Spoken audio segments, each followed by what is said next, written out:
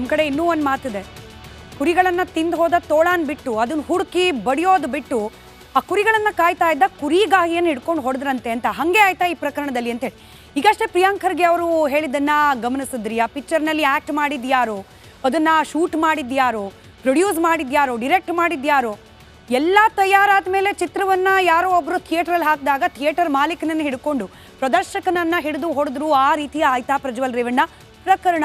ಅನುಮಾನ ಬರ್ದಲೇ ಇರ್ತಾ ಒಂದು ವಾರದಿಂದ ಏನೇನಾಯಿತು ಈ ಪ್ರಕರಣಕ್ಕೆ ಸಂಬಂಧಪಟ್ಟಂತೆ ಗಮನಿಸ್ತಾ ಹೋಗಿ ನೀವೇನೆ. ಮೊದಲು DK ಶಿವಕುಮಾರ್ ಅವರ ಹೆಸರನ್ನು ಈ ಪ್ರಕರಣದಲ್ಲಿ ತಳಕು ಹಾಕಲಾಯಿತು. ಅವ್ರ ಪಾತ್ರ ಇದೆಯೋ ಇಲ್ವೋ ಅದು ಬೇರೆ ಚರ್ಚೆ. ಆದರೆ ಇಲ್ಲಿ ನೇರವಾಗಿ ಆರೋಪ ಬಂದಿದ್ದು ಪ್ರಜ್ವಲ್ ರೇವಣ್ಣ ಅವರ ವಿರುದ್ಧ.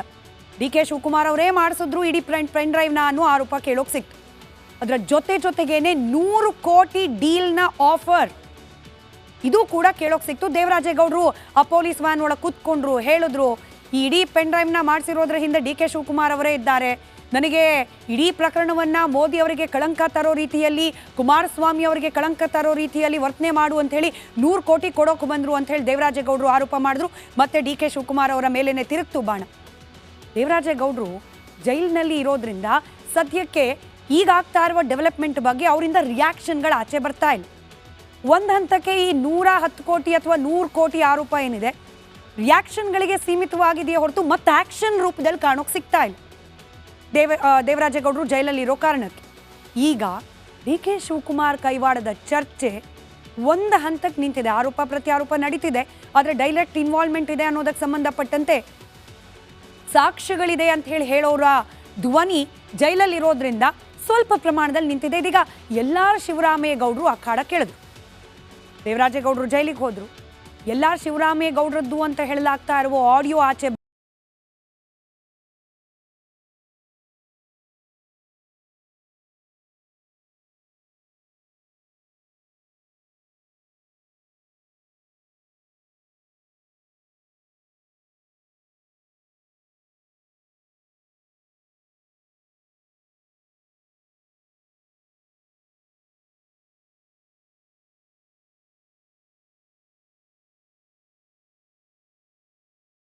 ಬರ್ತಾ ಇದ್ದ ಹಾಗೆ ಶಿವರಾಮೇಗೌಡರು ಕೂಡ ಇದಕ್ಕೆ ರಿಯಾಕ್ಟ್ ಮಾಡಲಿಕ್ಕೆ ಪ್ರಾರಂಭ ಮಾಡ್ತಾರೆ.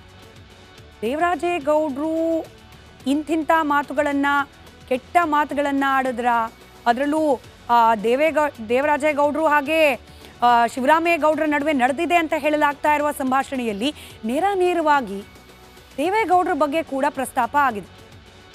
ದೇವೇಗೌಡರ ಸಾವನ್ನು ಬಯಸಿ ಮಾತನಾಡ್ಬಿಟ್ರ ಶಿವರಾಮೇಗೌಡರು ಅನ್ನೋ ಅನುಮಾನ.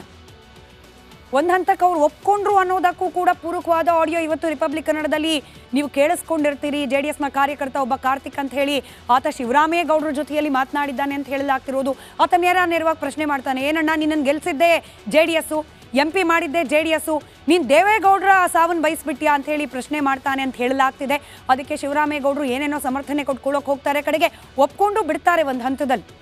ಹೌದು ನಾನು ಮಾತನಾಡಿದೆ, ಬಟ್ ನನ್ನ ಇಂಟೆನ್ಷನ್ ಹಾಗಿರಲಿಲ್ಲ ಅಂತ ಹೇಳಿ.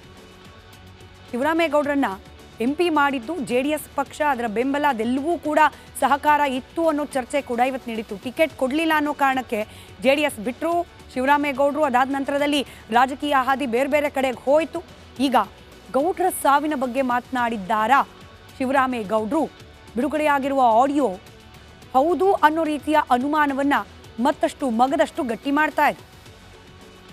ಶಿವರಾಮೇಗೌಡರ ಹೆಸರು ಬಂತು, ದೇವರಾಜೇಗೌಡರ ಇನ್ವಾಲ್ವ್ಮೆಂಟ್ ಬಗ್ಗೆ ಪ್ರಶ್ನೆಗಳು ಬಂತು, ಬೇರೆ JDS BJP ನಾಯಕರು ಕೂಡ ಇದರಲ್ಲಿದ್ದಾರೆ, ಪಾತ್ರಧಾರಿಗಳು ಸೂತ್ರಧಾರಿಗಳು ಅನ್ನೋ ಚರ್ಚೆ ಬಂತು. DK ಶಿವಕುಮಾರ್ ಅವರ ಹೆಸರು ಪ್ರಸ್ತಾಪ ಆಯಿತು. ಇದೆಲ್ಲ ಜಗಳದ ಮಧ್ಯೆ ಅಸಲಿ ತೋಳ ಸನ್ಮಾನ್ಯ ಶ್ರೀ ಸಂಸದರಾದ ಪ್ರಜ್ವಲ್ ರೇವಣ್ಣ ಎಲ್ಲಿ ಹೋದ್ರು, ಯಾವಾಗ ಬರ್ತಾರೆ, ಅವ್ರ ವಿರುದ್ಧವಾಗಿ ಏನು ಕ್ರಮ ಆಗುತ್ತೆ? ರೇವಣ್ಣ ಅವ್ರ ಮೇಲೂ ಕೂಡ ಇತ್ತು ಆರೋಪ, ಅವ್ರಿಗೆ ಬೇಲ್ ಸಿಕ್ಬಿಡ್ತು. ಇವತ್ತು ಎರಡೆರಡು ಪ್ರಕರಣದಲ್ಲೂ ಬೇಲ್. ಅವರನ್ನು ಮರ್ತರು. ಇನ್ನೊಬ್ಬ ಮೇನ್ ಅಕ್ಯೂಸ್ಡ್ ಪ್ರಜ್ವಲ್ ರೇವಣ್ಣ, ಅವರನ್ನು ಕೂಡ ಮರ್ತಂಗಿದೆ ಬಹುತೇಕ ರಾಜಕೀಯ ನಾಯಕರು. ಒಬ್ರಿಗೊಬ್ರು ಕಿತ್ತಾಡ್ಕೊಳ್ತಿದ್ದಾರೆ, ಪ್ರಜ್ವಲ್ರನ್ನ ಮರ್ತು ಬಿಟ್ಟಿದ್ದಾರೆ.